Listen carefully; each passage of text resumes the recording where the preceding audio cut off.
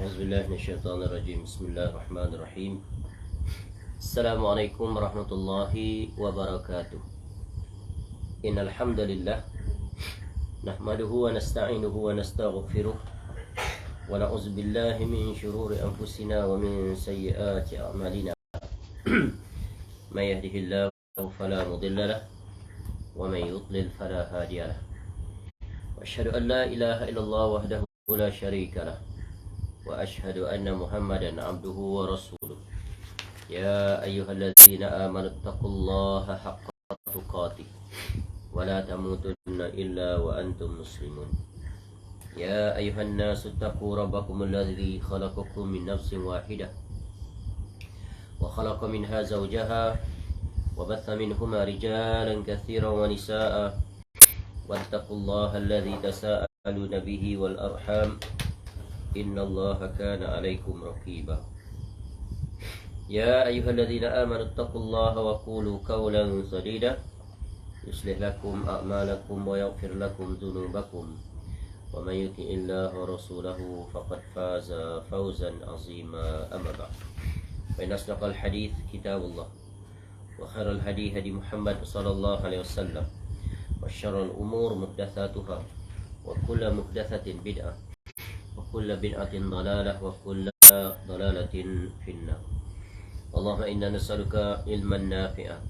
Ya Allah, kami memohon kepada Engkau ilmu yang bermanfaat, wa rizqan thayyibah, dan rezeki yang baik, wa amalan mutaqabbala, dan amal yang diterima. Alhamdulillah, kita bersyukur kepada Allah Subhanahu wa taala pada pagi ini dapat kembali kita bertemu untuk kita meneruskan kuliah kita dalam rangka untuk mengakrabkan diri dengan Nabi sallallahu alaihi wasallam dengan mengambil faedah daripada kitab yang bertajuk Tahzibus Sirah An-Nabawiyah min kitab Tahzibil Asma'i wal Lughat, ta'lif Al-Imam Abi Zakaria bin Sharaf An-Nawawi Ad-Dimashqi, yang lahir pada tahun 631 dan meninggal pada 676 dalam usia yang sangat atau relatif muda, sekitar 45 tahun. Yang kitab ini diberi hikmat oleh Khalid bin Abdul Rahman bin Hamd Asy-Syai', yang mana kitab ini memuatkan secara ringkas tentang biografi agung Nabi sallallahu alaihi wasallam, agar dengan mempelajarinya akan mempertingkatkan kecintaan kita kepada Nabi sallallahu alaihi wasallam, sekaligus mengakrabkan diri kita untuk meneladani dan mencontohi perjalanan hidup Nabi sallallahu alaihi wasallam yang merupakan syariat untuk kita jalani dalam keseharian kita, dan itu merupakan bentuk ibadah yang agung. InsyaAllah pada pagi ini kita akan melanjutkan, masih berada pada faslun fi akhlaqihi sallallahu alaihi wasallam. Bismillahirrahmanirrahim. Qala al-Imam Abu Zakaria Yahya bin Sharaf An-Nawawi Ad-Dimashqi rahimallahu ta'ala, iaitu pada muka surat 67. Sebelumnya kita berhenti pada penjelasan Al-Imam An-Nawawi rahimahullah pada muka surat 66, di mana beliau sallallahu alaihi wasallam berbicara dengan jawami'ul kalim, yakni kata-kata ringkas tapi padat makna, dan mengulangi perkataan 3 kali agar difahami. Kata-katanya jelas dan dapat difahami oleh sesiapa saja yang mendengarnya. Tidak berbicara tanpa ada keperluan, tidak duduk dan berdiri kecuali dalam keadaan berzikir kepada Allah, menunggang kuda, unta, keldai dan bagal, dan membonceng Muaz di belakangnya di atas unta dan keldai, serta tidak membiarkan seorang pun berjalan di belakangnya. Baik, sekarang kita lanjutkan pada muka surat 67, iaitu beliau sallallahu alaihi wasallam mengikat perutnya dengan batu kerana lapar. Jadi Nabi sallallahu alaihi wasallam, di antara perkara yang dialami oleh beliau sallallahu alaihi wasallam menunjukkan betapa kehidupan Nabi sallallahu alaihi wasallam ini kesehariannya sentiasa berada di dalam keadaan lapar. Beliau sallallahu alaihi wasallam dan keluarganya menjalani malam-malam dalam keadaan lapar, dan tempat tidurnya terbuat dari kulit, bantalnya dari sabut. Beliau sallallahu alaihi wasallam mempersedikit harta benda duniawi seluruhnya, padahal Allah Ta'ala telah memberikan kepada beliau sallallahu alaihi wasallam kunci-kunci perbendaharaan dunia seluruhnya. Beliau sallallahu alaihi wasallam menolak mengambilnya dan memilih akhirat daripada dunia.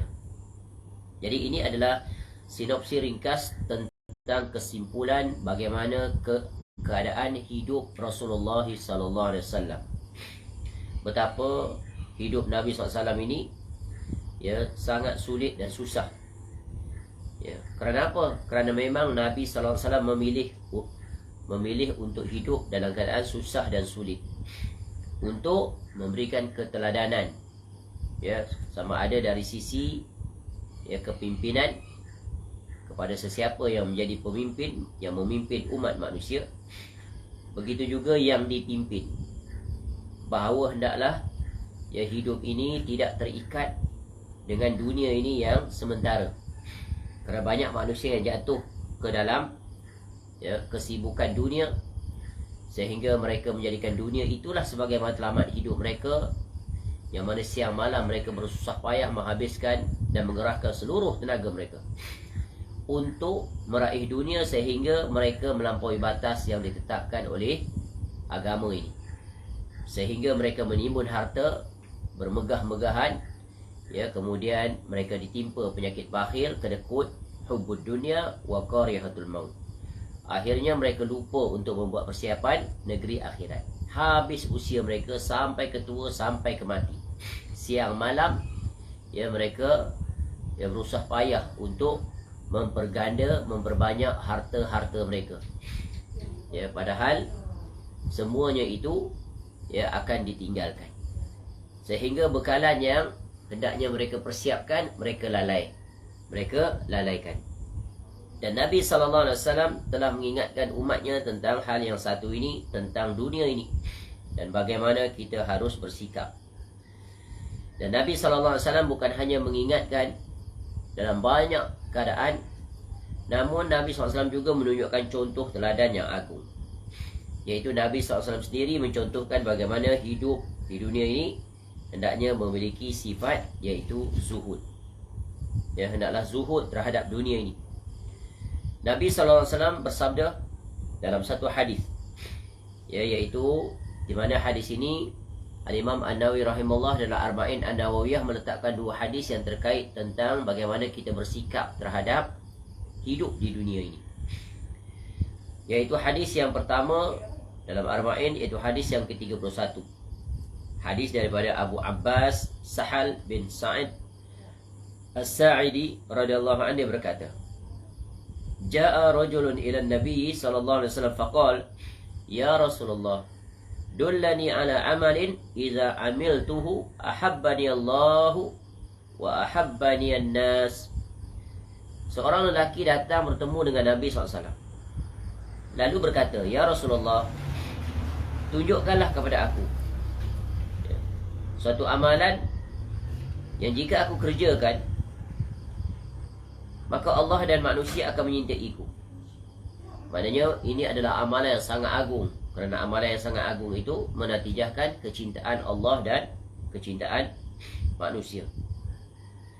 Lalu faqal, jawab Nabi SAW terhadap persoalan tersebut, Izhad fid dunya yuhibbukallah, wazhad fima indan nas yuhibbukan nas. Zuhudlah terhadap dunia, maka engkau akan dicintai oleh Allah Ta'ala. Dan zuhudlah terhadap apa yang dimiliki oleh manusia, maka engkau akan dicintai manusia. Inilah dua rumus yang sangat penting, yang akan membahagiakan seseorang, iaitu dia akan mencapai kecintaan, menggapai kecintaan daripada Allah. Barang siapa yang mendapat kecintaan daripada Allah, sungguh dia adalah orang yang paling beruntung di dunia, apatah lagi di negeri akhirat. Dan juga dia mendapat kecintaan manusia. Kerana apa? Pada dirinya telah hilang sifat dengki, sombong, iri hati dan pelbagai lagi terhadap apa yang dimiliki oleh manusia lain. Kemudian hadis yang kedua yang Nabi SAW menjelaskan tentang bagaimana kita bersikap terhadap hidup di dunia ini, Al-Imam An-Nawawi rahimahullah pada hadis yang ke-41, iaitu daripada Muhammad, hadis yang ke-40, iaitu daripada Ibnu Umar radhiyallahu anhuma, ia berkata, Akhadha Rasulullah sallallahu alaihi wasallam bimankibai faqal, kata Ibnu Umar radhiyallahu anhuma, Rasulullah sallallahu alaihi wasallam memegang kedua bahuku sambil bersabda. Jadi pada satu keadaan, satu situasi, Nabi SAW bersama dengan Ibnu Umar radhiyallahu anhu. Nabi SAW memegang bahunya. Lalu Nabi SAW pun ucapkan satu ucapan. Ya, faqal, ini bentuk pengajaran Nabi SAW. Ya, iaitu menyentuh tubuh badan seseorang, menandakan betapa rapat, akrab, kasih sayang, kecintaan Nabi SAW pada seseorang. Kun fid dunya ka'annaka gharibun aw 'abiru sabil. Kata Nabi SAW, jadikanlah diri engkau ini di dunia seolah-olah, seakan-akan, ya, engkau adalah orang asing atau seorang pengembara.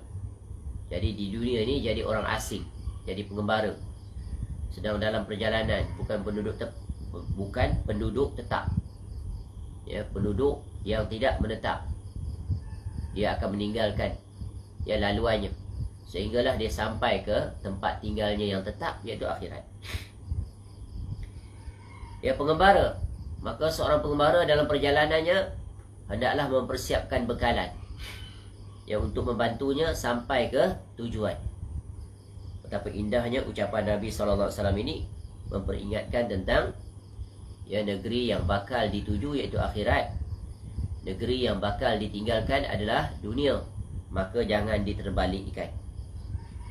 Lalu kata Ibnu Umar radhiyallahu anhu ya terhadap ya wasiat Nabi SAW ini kepadanya,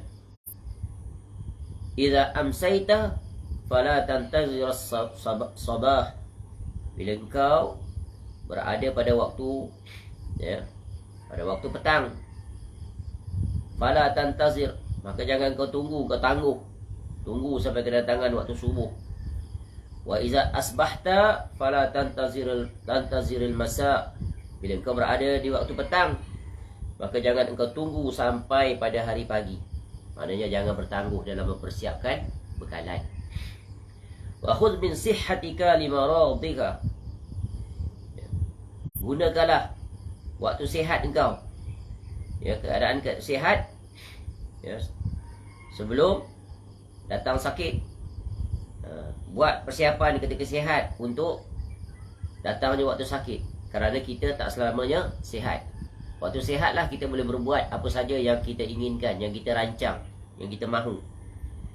Ya, nak beramal ibadahkah, nak berbuat itu ini, kerana kita memiliki keluasan dari sisi kemampuan untuk berbuat. Namun bila dah ditimpa sakit, hanya tinggal harapan dan angan-angan. Harapan menggunung, angan-angan menggunung, tetapi kemampuan sudah tiada lagi. Ketika itu tiada berguna. Ya, hanya boleh berharap, tetapi tidak boleh untuk menerapkan dalam perbuatan. Wa min hayatika limautik, dan kehidupan engkau ya untuk kematianmu. Ya. Hidup ini adalah tempat untuk kita mempersiapkan bekalan, untuk kita membuktikan bahawa kita ini adalah hamba Allah Ta'ala yang sebenar-benarnya, iaitu dengan menunaikan apa saja yang telah Allah aturkan untuk kita sebagai hambanya, ya, untuk mempersiapkan diri agar nanti bila kita kembali ke negeri akhirat, sesudah kematian, berada di alam barzah untuk tempoh tertentu sehingga kiamat ditegakkan, kemudian dibangkitkan, berada di ya, beberapa perhentian di negeri akhirat, dimulai dengan berada di padang mahsyar, kemudian dihisab, ditimbang amal, pergi ke telaga Nabi SAW, kemudian meniti titian sirat. Maka disitulah akan diketahui keputusan sama ada berjaya melepasinya dan masuk syurga, atau terjatuh daripada titian sirat, ditarik dengan pengait pencangkuk, ya, jatuh ya ke dalamnya, waliyazubillah. Jadi Nabi SAW memperingatkan kita tentang bagaimana kita hendaknya bersikap. Zuhudlah terhadap dunia. Maknanya jangan letakkan dunia itu sebagai tujuan, jangan jadikan dunia itu sebagai matlamat. Hendaklah jadikan dunia itu hanya sebagai jambatan, wasilah, medium, ya, bukan tujuan. Jika kamu jadikan dunia ini sebagai tujuan, maka kamu akan kerugian negeri akhirat kamu. Kamu akan dilalaikan. ya kamu akan terleka, sehingga ya usia kamu, ya Allah bagi itu tidak kamu gunakan dia sebaik mungkin untuk mempersiapkan bekalan. Maka alangkah ruginya orang-orang yang terlalaikan daripada mempersiapkan bekalan. Sebab itu Nabi SAW mengingatkan kita ya dalam sebuah hadis tentang tujuan hidup ini. Tujuan sama ada untuk dunia atau tujuan untuk akhirat. Man kanatid dunya hammah, barang siapa yang tujuan hidupnya, keutamaannya ya adalah dunia, farraqallahu alaihi amrah, maka Allah akan mencerai-beraikan urusannya. Haru biru dia, sibuk ke sana kemari, tak tentu arah, siang dan malam. Ya, waja'ala faqrahu baina ainai, maka Allah akan menjadikan kefakiran di kedua pelupuk matanya. Apa maknanya? Hartanya banyak tapi tak pernah dia rasa cukup. Tak pernah dia merasakan cukup. Ya, sentiasa saja dia berusaha untuk menambahnya. Walam ya'tihi minad dunya illa ma kutibalah, dan dia mendapat dunia menurut apa yang ditetapkan baginya. Jadi inilah pencinta dunia. Ya, sehingga berkata para ulama, pencinta dunia ini adalah orang yang paling keras seksaannya di dunia. Di dunia lagi dia dah diseksa. Ya, dia diseksa pada 3 keadaan, 3 situasi yang akan dialami oleh para pengejar dunia. Yang pertama, ia diseksa di dunia berbentuk kerja keras dan usaha untuk mendapatkannya, serta saling rebut-merebut dengan sesama pencinta dunia. Yang mereka habiskan tenaga mereka siang dan malam, ya, siang dan malam untuk mencari dunia, sehingga hilang sebahagian besar usia mereka dengan nikmat-nikmat lain yang sepatutnya mereka raih. Masa dengan keluarga, masa dengan anak-anak, masa dengan jiran, masa dengan masyarakat, masa dengan masjid, masa dengan surau, ya, dan pelbagai lagi masa itu semuanya diambil, ya, untuk ya dia siang malam memperebutkan dunia. Kemudian saling berlumba-lumba sesama mereka itu untuk ya berada di garis depan, iaitu pengumpul harta yang paling banyak. Jadi mereka disiksa dengan kesibukan mereka ke sana kemari. Yang kedua, pencinta dunia, mereka akan disiksa di alam barzakh. Bagaimana siksaannya itu? Iaitu mereka akan menyesal kerana mereka ya lupa untuk membawa perbekalan. Itu yang pertama. Yang kedua, mereka kehilangan dunia yang mereka cintai. Kehilangan dunia, letih siang malam menimbun harta, ya, tiba-tiba kembali di alam barzakh, satu pun harta tidak bermanfaat. Ya, melainkan orang-orang yang datang kepada Allah dalam keadaan selamat. Selamat imannya, selamat amalnya. Yauma la yanfa'ulun wala banun illa man atallaha biqalbin salim. Hari yang tiada berguna harta benda dan anak pinak, melainkan orang yang datang dengan hati yang selamat. Yang ini orang yang beriman, yang membawa bekalan amal soleh. Sebelum masuk lagi di alam barzakh, ya, dia sudah menyesal. Ya, ketika ruh sampai ke kerongkongan, dia sudah menyesal. Bila dibawa ke alam barzakh, dia menyesal. Bila berada di alam barzakh, dia menyesal. Kenapa? Kerana perkara yang selama ini dia habiskan waktunya, semuanya tidak bersama menemaninya dalam perjalanan tersebut. Padahal Nabi SAW telah mengingatkan, yatba'ul mayyita thalatha, fayarji'u ithnani wa yabqa ma'ahu wahid, ahluhu wa maluhu wa amaluhu. Fayarji'u ahluhu wa maluhu wa yabqa ma'ahu amaluhu. Nanti kata Nabi SAW, mayat, jenazah, orang mati, ya, mereka dihantar ke kuburan. Dan dalam perjalanan jenazah itu menuju ke kuburan, dia akan diiringi dengan 3 perkara.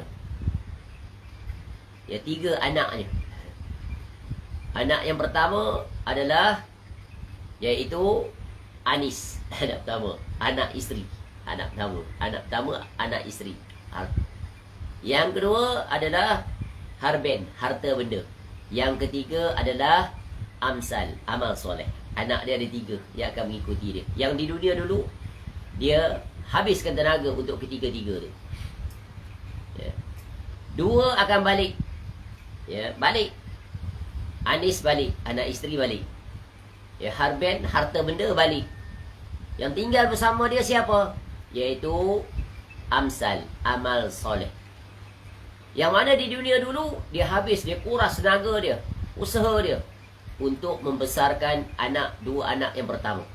Habis masa. Anak isteri dan harta benda.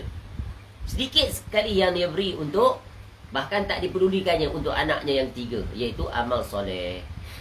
Tetapi nanti yang mana yang akan membantunya, yang akan sanggup bersama dengannya, ya, iaitu yang kurang diberi perhatian, bahkan tak diendahkan, iaitu anaknya yang 3, iaitu ya, amsal, iaitu amal soleh. Ini analogi. Dia akan bersamanya. Harta juta-juta, emas berkilo-kilo, semuanya ditinggalkan untuk orang hidup. Ya, jadi harta benda ini manfaat untuk orang hidup, bukan manfaat untuk orang mati. Ya, kecuali harta itu dia pergunakan ya, untuk ya, manfaat dirinya. Sebagaimana sabda Nabi sallallahu alaihi wasallam, yaqulul 'abdu, seorang hamba berkata, mali mali, hartaku hartaku. Innama lahu min malihi thalathun. Sesungguhnya ia hanya memiliki 3 hal daripada hartanya. Seorang itu ada 3 hal yang berkaitan dengan harta yang dia miliki. Ma'akala fa'afna, apa yang dia makan lalu habis. Au labisa fa'abla, atau apa yang dia pakai, yang dikenakan lalu menjadi usang, menjadi lusuh. Au a'ta faqtana, atau apa yang dia berikan lalu ia simpan untuk akhiratnya. Fa'ani wa ma siwa dzalika fa huwa zahibun wa tarikuhu linnas. Adapun selain daripada itu, maka ia akan pergi dan ditinggalkannya untuk orang lain. Sekaya apa pun kita di dunia ni, berapa sangat yang boleh kita manfaatkan?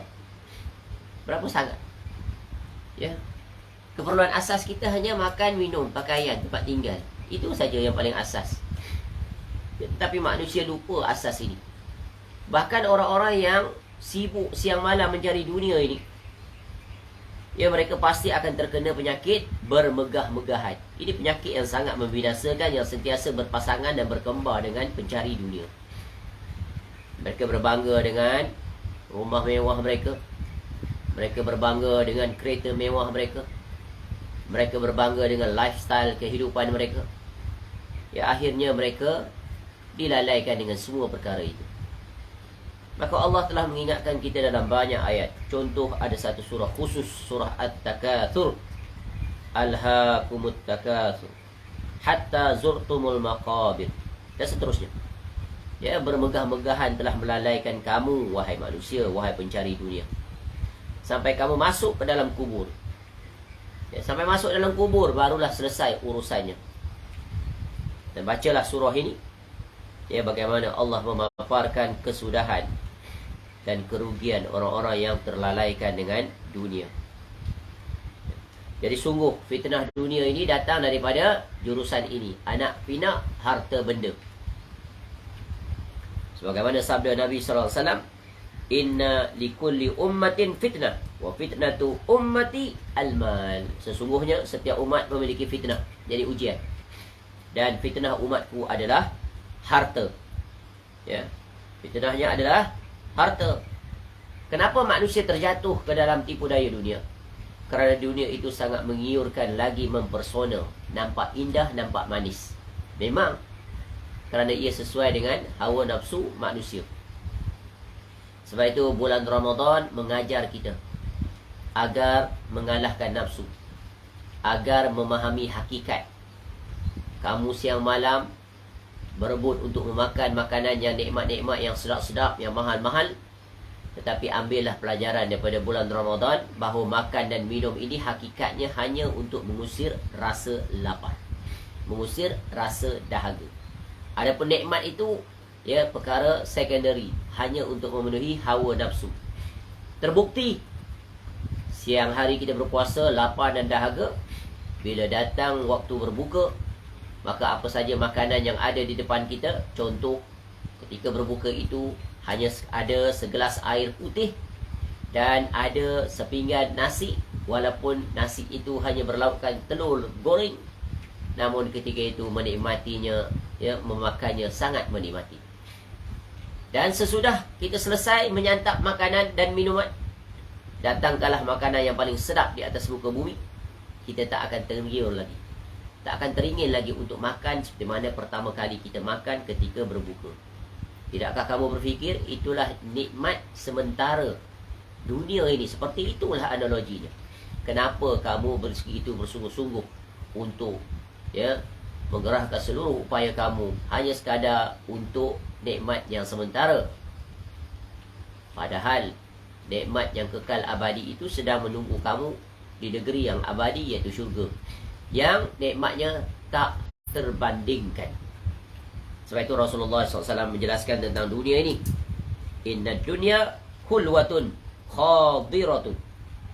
Sesungguhnya dunia ini manis dan indah. Manis dan indah. Wa inna Allah azza wa jal mustakhlifukum fiha.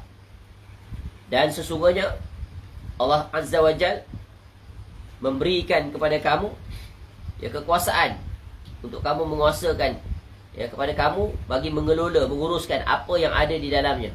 Allah bagi kamu kemampuan dan keupayaan untuk menguruskan, ya, apa yang ada di dunia ni. Kerana kamu adalah sebagai pemakmur. Wa ansha'akum minal ardi wasta'marakum fiha. Ya, dialah yang menciptakan Adam daripada tanah, ya, agar dia menjadi pemakmurnya.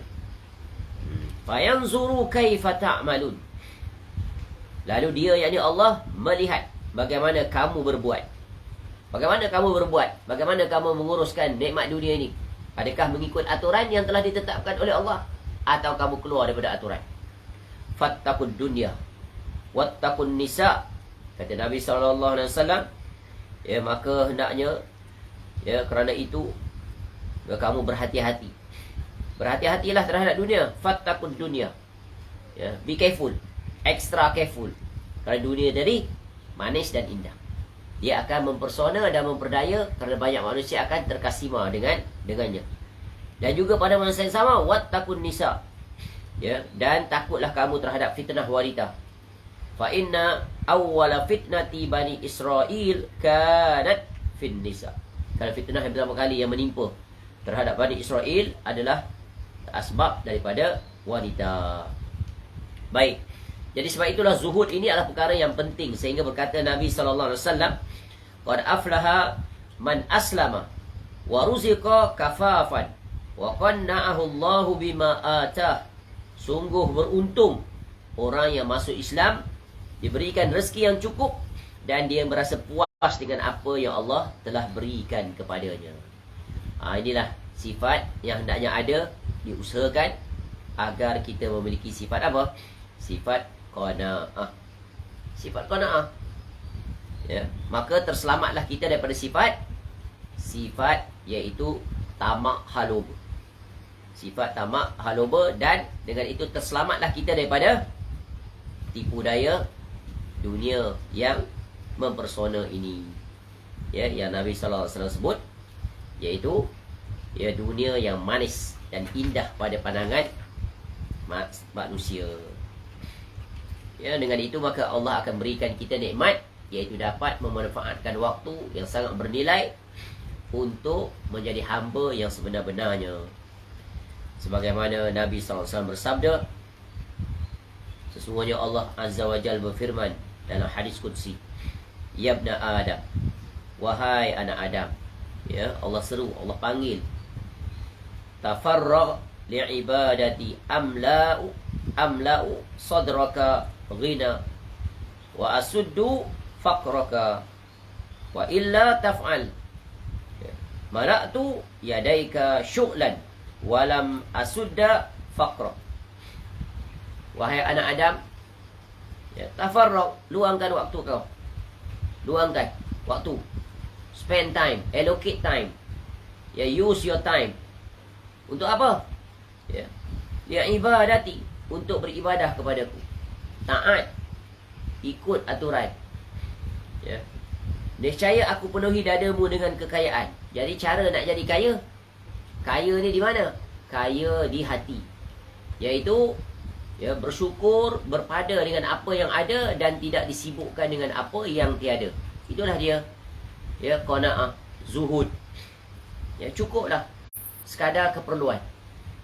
Ya, banyak manusia tertipu dengan tak cukup dengan keperluan, maka ditimbun-timbun dengan seolah-olah ya rezeki itu berada di atas usahanya. Ya, padahal Allah dia adalah Ar-Razzaq. Dia yang memberikan ya kepada hamba-hambanya. Ya, Allah melahirkan, mengizinkan untuk kita lahir di dunia, dan Allah pasti akan mengurniakan rezeki untuk kita dalam berbagai bentuk dan arah. Jangan dikhawatirkan urusan itu. Ya, jangan dikhawatirkan urusan itu. Ya. Nescaya aku penuhi dadamu dengan kekayaan. Maknanya ya, kecukupan. Ya, cukup dengan apa yang ada, dan aku tutup kefakiranmu. Ya. Orang-orang yang berlumba-lumba siang malam tak pernah rasa tercukupkan itu, walaupun dari sisi zahirnya mereka banyak hartanya, sangat kaya, tetapi hakikatnya mereka adalah orang yang paling miskin, fakir. Kenapa? Kerana tak pernah merasa tercukupkan. Padahal apa yang ada pada mereka itu lebih daripada cukup. Inilah dia Allah tarik keberkahan harta benda. Ya, kerana apa? Kerana mereka melalaikan yang memberikan harta benda itu kepada mereka. Ya, akhirnya pencinta-pencinta dunia ni yang sibuk dengan urusan dunia siang dan malam, ya, padahal usianya sudah berada berbaki sedikit. Yang pertama tadi kita sebut, iaitu dia diseksa. Ya, di dunia berupa kerja keras, habis tenaga dikuras untuknya. Ya, dia disiksa di alam barzakh. Ya, dia disiksa di alam barzakh. Tadi pun kita dah sebut, dalam perjalanan pun dia terseksa, di alam barzakh dia terseksa. Kemudian yang ketiga, dia diseksa di hari kiamat. Ya, Imam Ibn Qayyim rahimahullah berkata tentang hal ini. Muhibbud dunya la yanfakku min salasin. Pencinta dunia tak akan lepas daripada 3 perkara. Dia tak boleh lari daripada 3 perkara ni, pencinta dunia. Apa yang pertama? Hammun lazimun. Kesedihan, iaitu kegelisahan yang terus menerus. Gelisah. Ya, serba tak cukup. Nak mempertimbun harta. Dan khawatir pula terhadap hartanya, supaya tidak berkurang, tidak dicuri orang, ya, tidak diambil oleh orang, dan berbagai lagi. Yang kedua, kata Ibn Qayyim al-Jauziyah rahimahullah, wa ta'abun daimun. Letih yang berlanjutan, berterusan. Capek ya, Pak. Ya, penat dia.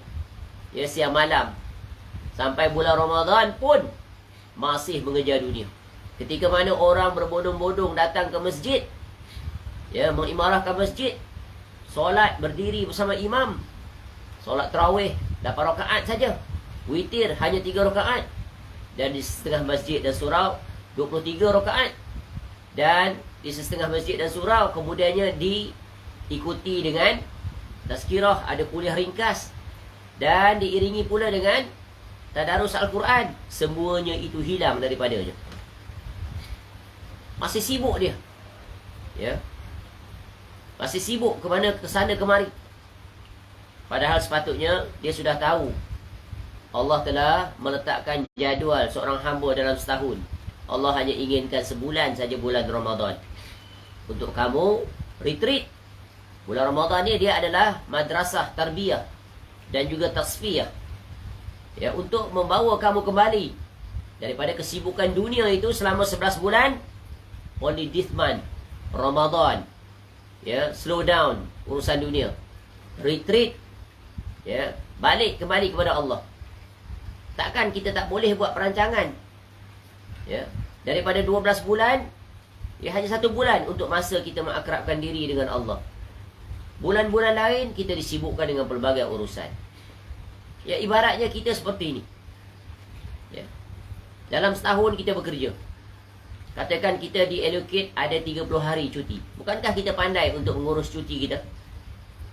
Dalam urusan dunia, pandai dia. Ya, 10 hari atau 7 hari untuk menyambut hari raya Aidil Fitri. Pandai dia. 7 hari untuk bercuti bersama keluarga. Pandai dia. Tapi masa dengan Allah dia tak pandai. Ajaib. Inilah penyakit. Padahal bulan Ramadan itu hanya datang sekali dalam setahun. Dan bulan Ramadan ini bulan yang sangat istimewa. Dia tetamu yang sangat istimewa. Datang bertandang ke rumah kita dengan membawa pelbagai buah tangan yang tak akan ditemui lagi sesudah itu. Puasa pada siang harinya. Solat berjamaah, solat sunat, solat tarawih itu hanya ada pada bulan Ramadan saja dia berjamaah. Di lain-lain hari, solat bersendirian pada malam hari. Ya, qiyamul lail. Padanya lah manusia bersungguh-sungguh untuk mentadaburi Al-Quranul Karim. Dan pada bulan tersebutlah kita bersungguh-sungguh untuk bersodakoh dan berbagai lagi yang sulit untuk ditemui sesudah itu. Kerana apa? Kerana Allah memberikan keistimewaan, iaitu berkahnya Ramadan. Dibuka pintu-pintu langit, dibuka pintu-pintu syurga. Yang mana pintu syurga tak dibuka selain pada bulan Ramadan selama sebulan penuh. Pada hari-hari lain dia ditutup, kecuali pada 3 keadaan. Pertama, special, sebulan terus menerus, memberikan indikasi banyaknya kebaikan, limpahan daripada Allah. Ya, kemudian seolah-olah ya syurga sedang mempersiapkan dirinya untuk menerima kehadiran calon-calonnya. Dan indikatornya adalah amalan yang dilakukan pada bulan Ramadan, bulan amal ibadah. Dan pada masa yang sama neraka ditutup. Yang selain daripada itu dibuka terus menerus sepanjang tahun. Dia ditutup pada 2 keadaan. Satu, pada bulan Ramadan sebulan penuh, menunjukkan disempitkan lorong-lorong untuk berbuat maksiat, ya, dan agar terhalang manusia daripada masuk ke dalamnya. Tetapi manusia pada bulan Ramadan tetap juga amal buat, kerja buatnya, memberikan indikasi seolah-olah dia sanggup untuk memasuki neraka, dengan tak memperdulikan pun bulan Ramadan itu. Biasa seperti itu juga dia. Bahkan lebih parah daripada bulan-bulan selain Ramadan. Masih sibuk dengan dunia. Ya. Apakah tidak boleh untuk dia menjadikan sebulan itu untuk dia meluangkan masa untuk Allah?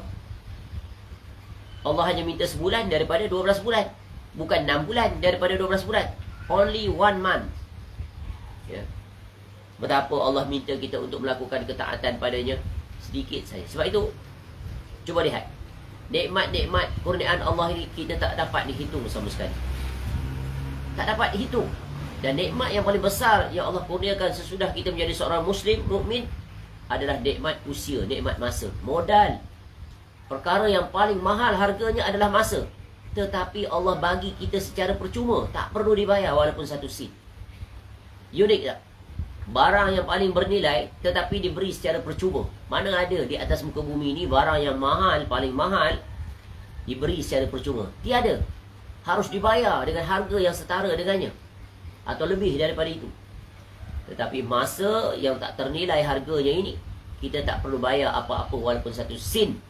Yang hanya Allah harapkan kita lakukan kewajipan. Itu pun dalam bilangan yang boleh dihitung. Solat hanya 5 waktu dalam sehari semalam. Tak banyak. Puasa hanya sebulan daripada 12 bulan. Zakat apabila terpenuhi syarat, cukup haul dan nisab, hanya 2.5% daripada jumlah keseluruhan. Haji hanya sekali seumur hidup. Tetapi nak dibandingkan dengan nikmat, maka tak akan dapat dibanding. Tak terhitung nikmat. Itu baru satu dari sisi usia. Allah izinkan untuk kita berada pada hari ini, pada bulan Ramadan. Ya, nikmat. Sudah memasuki hari yang ke-14. Sudah menghampiri separuh daripada bulan Ramadan. Inilah nikmat yang hendaknya kita pergunakan sebaik mungkin untuk kita merebut peluang dengan keberadaan tetamu yang sangat istimewa ini, dengan pelbagai buah tangan. Jangan disia-siakan. Ya. Kemudian kata Ibnu Qayyim Al-Jauziyah rahimahullah lagi, yang ketiga, wa hasratun la tanqadi, penyesalan yang tidak pernah berhenti. Itulah dia pencinta dunia. Mereka akan ditimpa 3 penyakit yang membinasakan. Baik, kembali kepada Nabi SAW tadi. Ya, lalu kata Nabi SAW seterusnya, ya, wahai anak Adam, luangkanlah waktumu. Ya, spend your time, allocate your time. Untuk apa? Beribadah kepadaku. Sebab itu bulan Ramadan, para ulama di antara mereka mengatakan bulan Ramadan ini adalah pasar akhirat. Dia bukan pasar dunia. Dia ada tarikh buka dan ada tarikh tutup. Maka beruntunglah orang-orang yang melakukan perniagaan dengan Allah Ta'ala.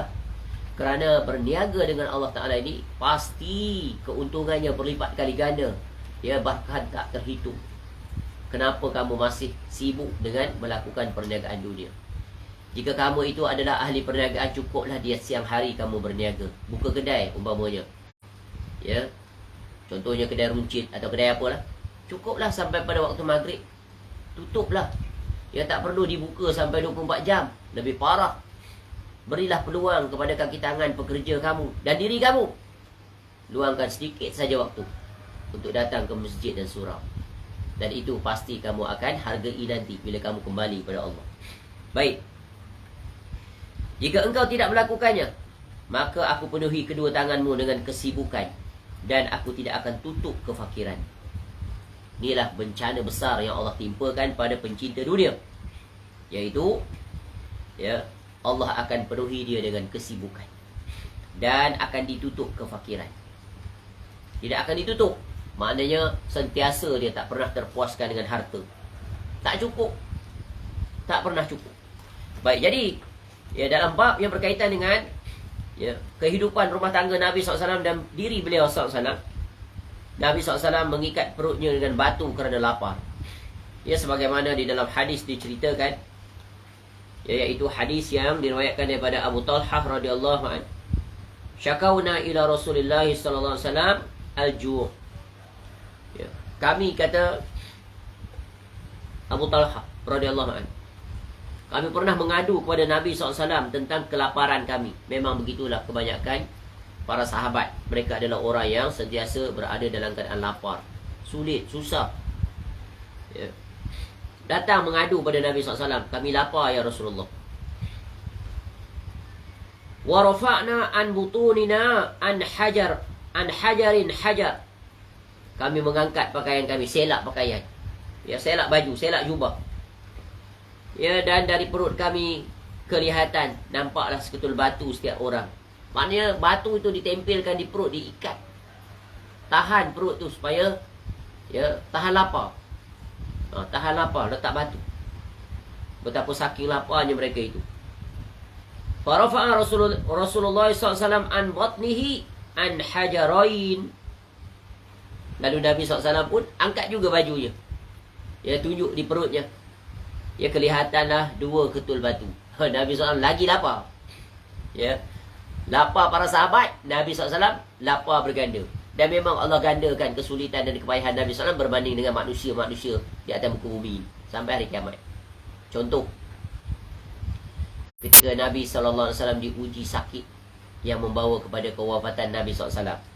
Nabi SAW saking panasnya demam Nabi SAW itu, ya, sehingga mengikat kepala dengan kain, tak tahan panas.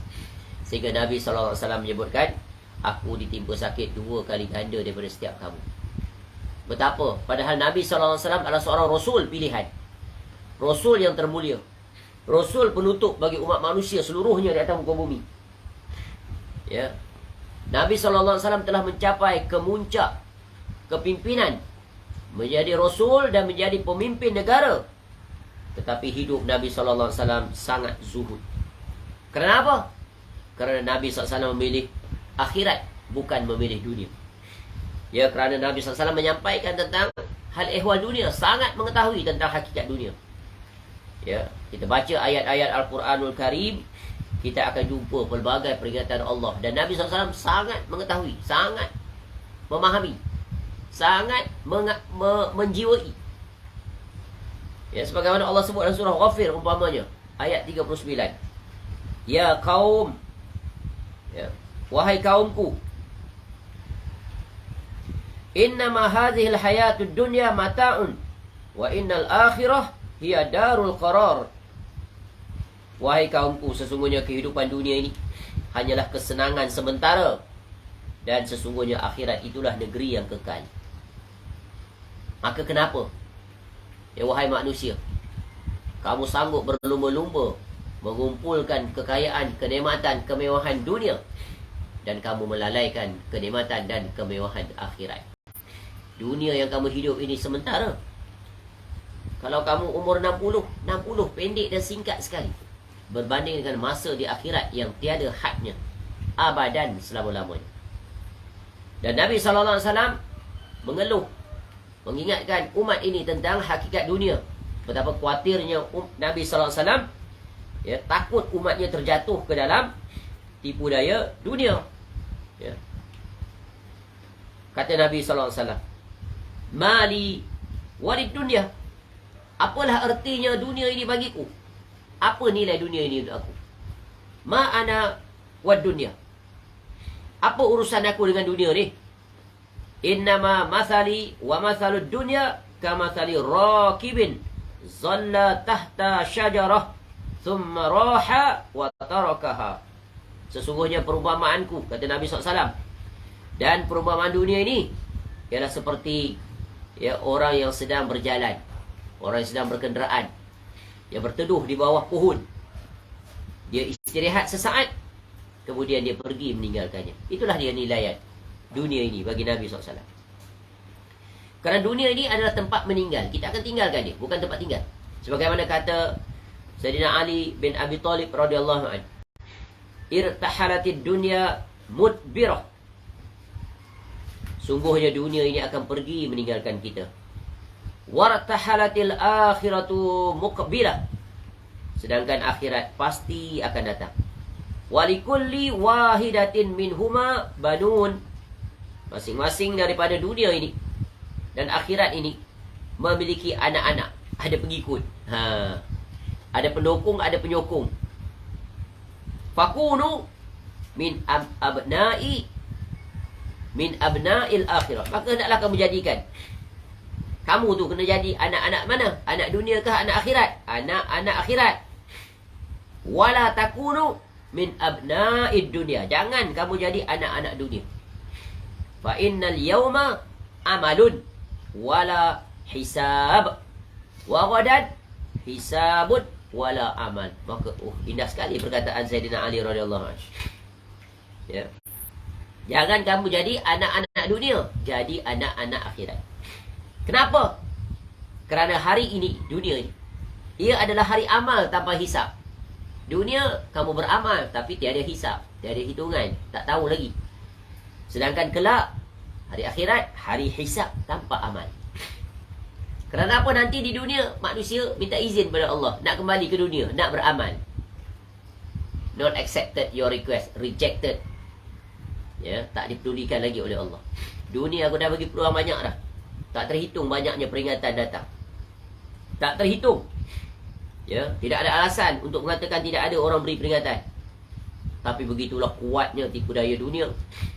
Sehingga manusia di usia tua pun masih sibuk dengan dunia. Padahal berhentilah, cukuplah. Allah telah cukupkan usia kamu. Ya, bebanan kamu pun dah Allah angkat. Anak-anak semuanya sudah dapat mandiri, berdikari. Hanya tinggal kamu berdua saja dalam rumah tangga. Makan pun tak seperti di usia muda. Kenapa kamu tak usahakan untuk memperbanyakkan bekalan? Bekalan akhirat. Masih begitu saja. Itu saja standardnya. Tapi standard dunia makin meningkat dengan meningkatnya usia. Tak masuk akal. Tetapi begitulah tadi Nabi SAW menyebutkan tentang hakikat dunia.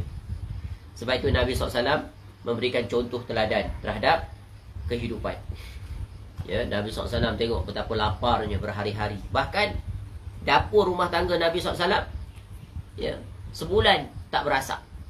Sebagaimana kata Aisyah radhiyallahu anha, qalat, in kunna ala Muhammad namkusu syahran ma nastawqidu binar in huwa illa tamru wal ma. Sesungguhnya kami ahli keluarga Muhammad sallallahu alaihi wasallam, mana isteri-isteri Nabi sallallahu alaihi wasallam, pernah tinggal, ya, rumah kami ni selama sebulan tanpa kami menyalakan api untuk memasak. Makanan kami tiada lain hanyalah tamar dan air. Begitulah sukar dan sulitnya kehidupan Nabi SAW. Dan bukan hanya untuk dirinya, bahkan untuk ahli keluarganya. Inilah pemimpin yang menakjubkan, pemimpin yang sempurna. Lead by example. Lead by example. Dan dalam riwayat lain Aisyah radhiyallahu anha berkata, "Ma syabi'a alu Muhammadin sallallahu alaihi wasallam munzu qadimal Madinah min ta'ami bur thalatha layalin tiba'a hatta qubida." Keluarga Nabi Muhammad sallallahu alaihi wasallam tidak pernah kenyang semenjak berpindah ke Madinah dari makan gandum selama 3 malam berturut-turut sampai beliau sallallahu alaihi wasallam wafat. Susah, sulit. Ya, dalam riwayat lain menyebutkan Nabi SAW dan ahli keluarganya, ya, seluruh ahli keluarganya, ya, berada di dalam kepayahan dan kesulitan. Tak pernah kenyang. Kita bulan Ramadan pun kenyang. Bulan Ramadan lagi bertambah kenyang. Ya, selain bulan Ramadan dah kenyang dah. Bulan Ramadan terlebih kenyang lagi. Patutnya, ya, merasa lapar. Ya, bulan Ramadan nak ajar kita supaya boleh relate dengan betapa kehidupan Nabi SAW, menjiwai hidupnya Nabi SAW dan keluarganya, betapa susah. Ya, pernah satu ketika sesudah kewafatan Nabi SAW, Abdul Rahman bin Auf radhiyallahu an berada dalam satu majlis dengan para sahabatnya. Ya, dia di rumah dia. Dia pulang, ya, sampai rumah, masuk bilik, dia mandi. Kemudian dia keluar, lalu dia bawa satu hidangan berisi roti dan daging. Nak hidang tetamu. Abdul Rahman bin Auf terkenal seorang yang kaya, sahabat Nabi SAW.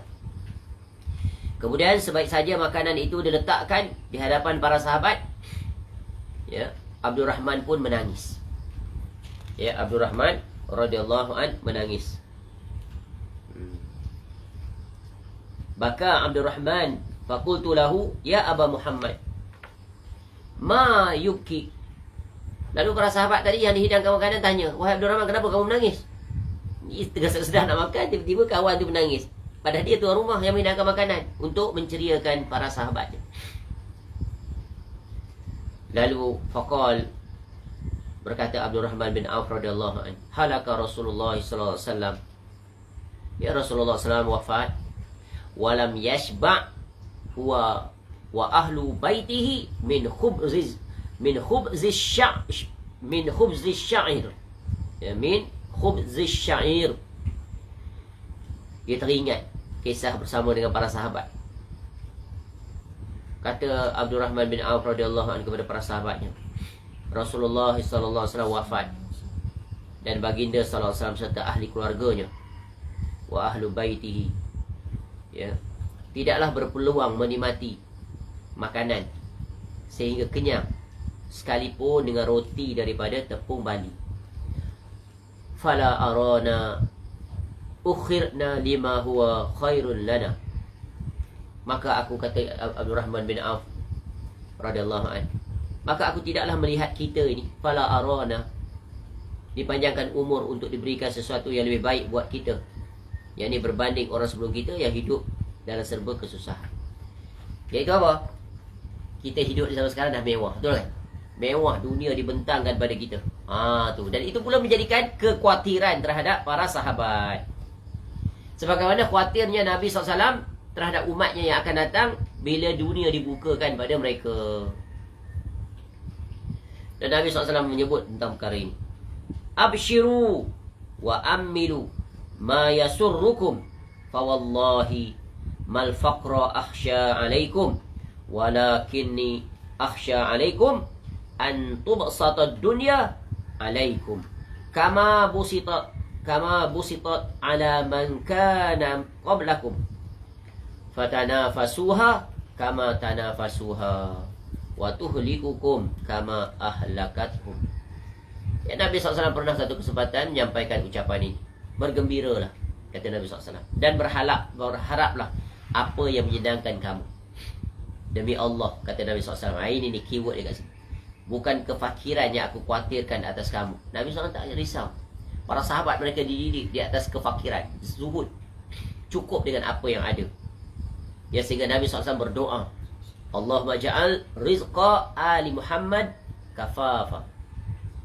Ya Allah, jadikanlah rezeki ya ahli keluarga Muhammad mencukupi. Nabi SAW tak cukup as long minimum requirement, basic needs, rumah, pakaian, Ya, untuk tempat tinggal, makan, minum, dah ada cukup. Maknanya apa? Untuk keperluan, bukan untuk hawa nafsu. Demi Allah, kata Nabi SAW, bukan kefakiran yang aku khawatirkan atas kamu, akan tetapi aku khawatir jika dunia dibentangkan. Ya, dibentangkan maknanya dibentangkan maknanya dibuka, ya, didorongkan atas kamu seperti telah dibentangkan atas orang-orang sebelum kamu. Lalu kamu berlomba-lomba mendapatkannya sebagaimana mereka berlomba-lomba mendapatkannya. Kemudian dunia itu membinasakan kamu sebagaimana ia membinasakan mereka. Jadi ini adalah peringatan Nabi SAW. Jadi Nabi SAW dan keluarganya menjalani malam-malam dalam keadaan lapar dan tempat tidurnya terbuat dari kulit, bantalnya dari sabut. Inilah hamparan tempat tidur Nabi SAW. Betapa zuhudnya. Ya. Disebut daripada Aisyah radhiyallahu anha memperihalkan tentang rumah tangga Nabi SAW. Qalat, innama kana firashu Rasulillah SAW alladhi yanamu alaih min adamin hashwuhu lifun. Sesungguhnya hamparan Rasulullah SAW yang bagi dia tidur di atasnya adalah terbuat daripada kulit yang diisi di dalamnya dengan sabut batang tamar. Maknanya kasar, tak selesa, keras. Ya, itulah dia Nabi SAW. Ya. Betapa zuhudnya Nabi SAW. Mari kita lihat apa yang dipaparkan oleh Umar radhiyallahu anhu tentang keadaan Nabi SAW dari sisi rumah tangga, peralatan perabot, kelengkapan rumah tangga Nabi SAW. Kata Umar radhiyallahu anhu, ini hadis yang panjang ketika Nabi SAW menjelaskan tentang isteri-isteri dan Nabi SAW tinggal di sebuah ruangan yang kecil. Umar radhiyallahu anhu menceritakan, ketika aku menyampaikan hadis Ummu Salamah, ya, Rasulullah SAW senyum. Tabassama Rasulullah SAW wa innahu la'ala hasirin ma bainahu wa bainahu syai'. Ya, jadi Nabi SAW tersenyum dan beliau sedang berada di atas tika yang tidak ada pelapik, ya, antara tubuh beliau dengan tika tersebut. Di bawah kepala beliau SAW ada bantal yang terbuat daripada kulit, jadi yang sudah disamak, dan alasnya adalah serabut pohon kurma. Maknanya betapa sederhananya. Ya, padahal Nabi SAW adalah seorang Rasul, pemimpin negara. Kemudian, wa inna inda rijlaihi qarazan masbuban wa inda ra'sihi ahabun mu'allaqatun. Fara'aitu atharal hasiri fi jambihi fabakait. Faqala, Masya Allah. Di kaki Nabi SAW ada dedaunan yang digunakan untuk membersihkan kulit yang terkumpul. Di sebelah kepala beliau SAW ada kulit yang digantung. Aku pun melihat bekas tika di badan beliau, bahagian sisi. Maka aku menangis. Maknanya apa? Kasarnya tempat tidur Nabi SAW alasnya, sehingga berbekas di belakang. Kita tidur di tilam kita ada bekas tak? Tak ada. Ya, ada apa lagi atas kapet tu? Comforter kan? Ya, Masya Allah, lembutnya, ya, halus. Tapi Nabi SAW begitulah alas tidur Nabi SAW. Padahal Nabi SAW mampu saja untuk memilikinya.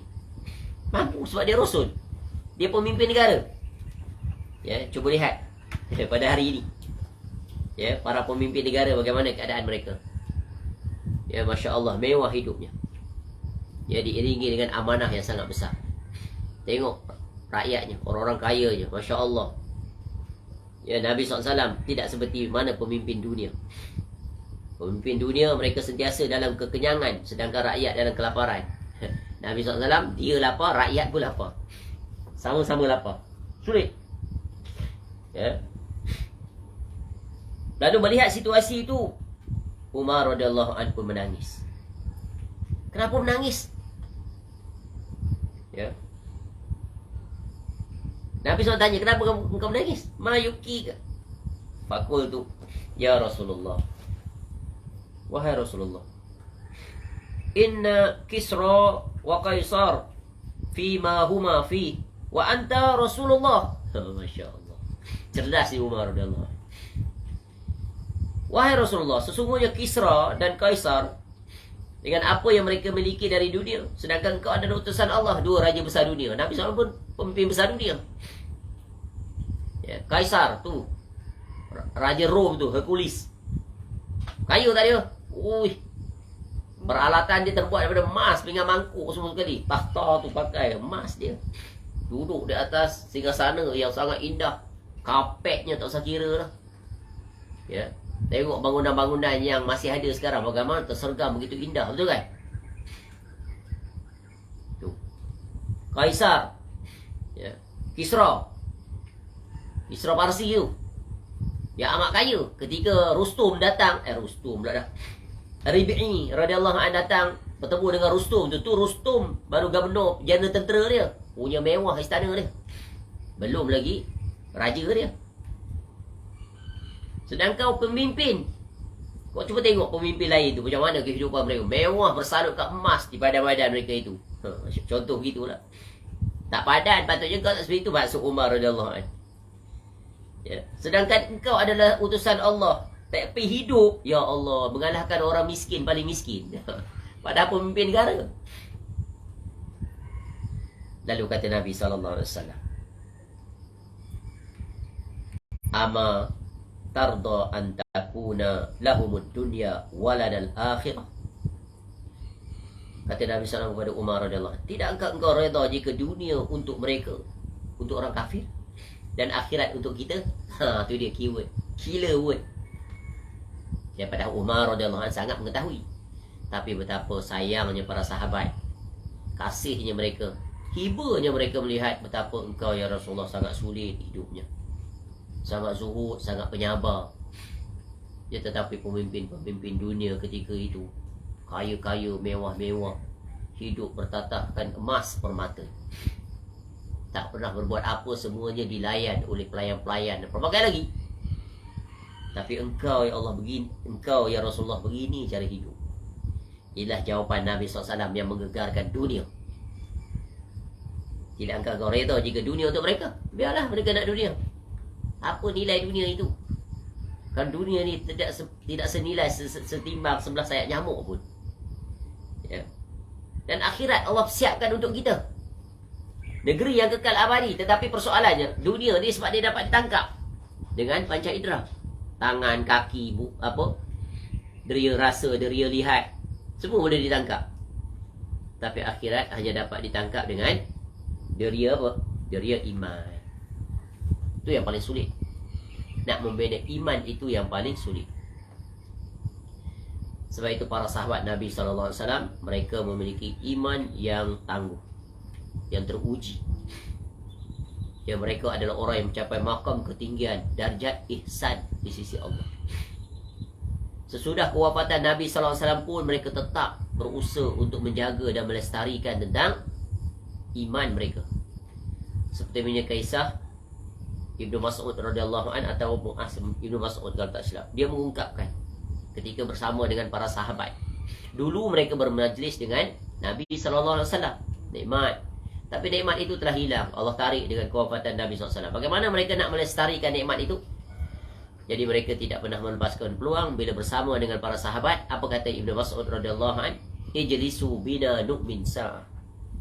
Duduklah sejenak, mari kita duduk sejenak wahai para sahabat, untuk kita membina iman pada Allah, iaitu saling ingat mengingat, saling nasihat menasihat, saling memberikan peringatan, pengajaran, tazkirah. Ingat kita hidup di zaman Rasulullah, apa wasiat Nabi SAW kepada kita. Ingat kesulitan dan kepayahan, tapi walaupun kita sulit, payah, fakir, tapi Allah muliakan kita dengan iman. Allah angkat darjat kita daripada orang yang paling hina ketika hidup dalam jahidah, zulumat, kegelapan, kebodohan, kesyirikan, menjadi orang yang diangkat oleh Allah, dimuliakan. Allah muliakan kita dengan apa? Nahnu qaumun a'azzanallahu bil Islam. Ya, kamu adalah satu kaum yang Allah muliakan dengan Islam, sebagaimana kata Umar radhiyallahu an dalam ucapannya yang sangat agung. Jadi Nabi SAW begitulah cara hidupnya, ya, cara makannya, cara rumah tangganya. Jadi betapa zuhudnya Nabi SAW. Jadi Nabi SAW mempersedikit harta benda duniawi seluruhnya. Padahal Allah memberikan beliau SAW kunci-kunci perbendaharaan dunia. Tapi Nabi SAW menolak mengambilnya dan memilih akhirat daripada dunia. Ya, dan dalam bab ini banyak sekali penjelasan Nabi SAW. Ya. Jadi pelajaran berguna untuk diterapkan pada diri kita adalah, ya, sesibuk apa pun kita dengan urusan dunia, jangan kita lalaikan kesibukan kita dengan Allah Ta'ala. Dalam urusan dunia, peganglah prinsip sebagaimana yang diajarkan oleh Nabi SAW.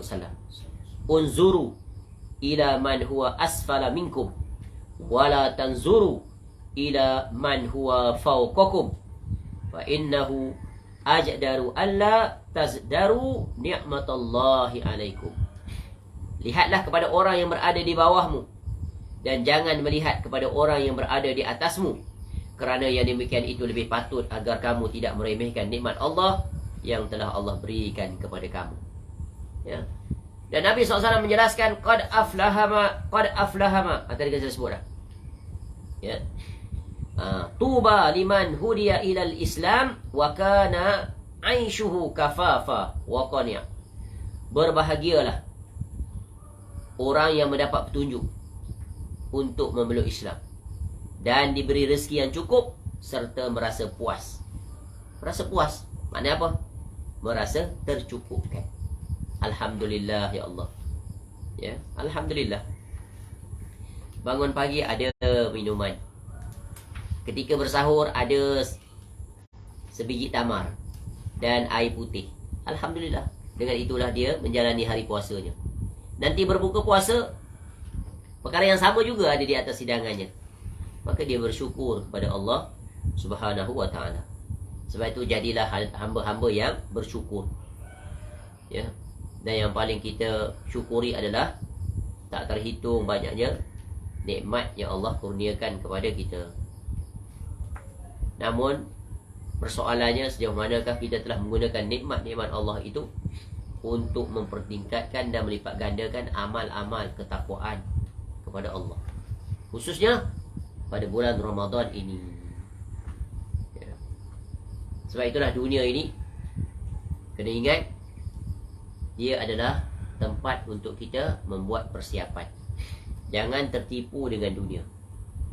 Dan Nabi SAW ya, memberikan contoh dan juga memberikan peringatan. Ya, nikmat ini, ya, nikmat dunia ni, selama mana ya, ia memberikan kepada kita sebagai perkara yang paling minimal, asas, ya, sudah mencukupi. Bila segala keperluan asas kita tercukupkan, maka cukuplah itu. Ya. Tak perlu disibukkan. Apatah lagi ketika kita sudah berada di usia tua. Buat persiapan. Sebab mati itu boleh datang pada bila-bila masa without any notice. There is no notice.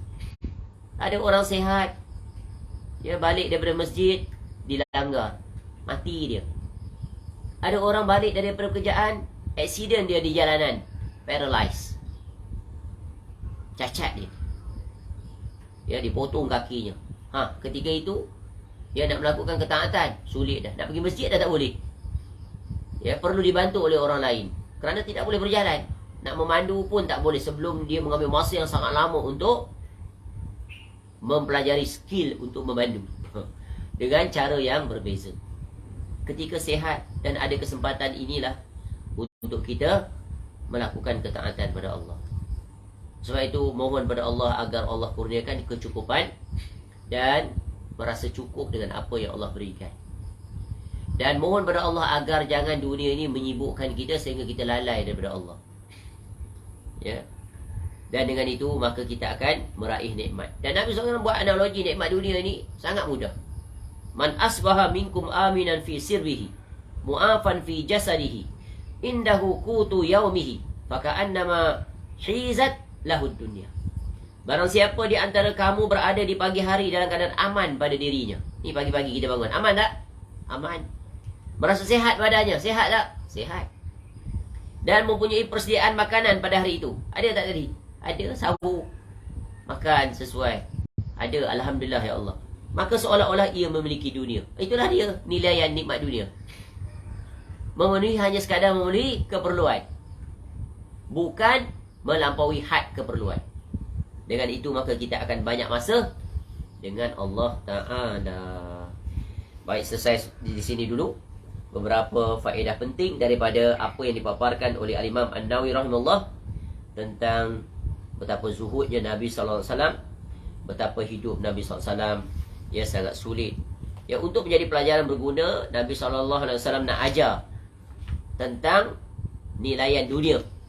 Ya, dunia ni tiada apa-apa nilai. Ya, sehingga kita dah sebut, ya, Nabi SAW menyebutkan dunia ini lebih buruk daripada bangkai kambing.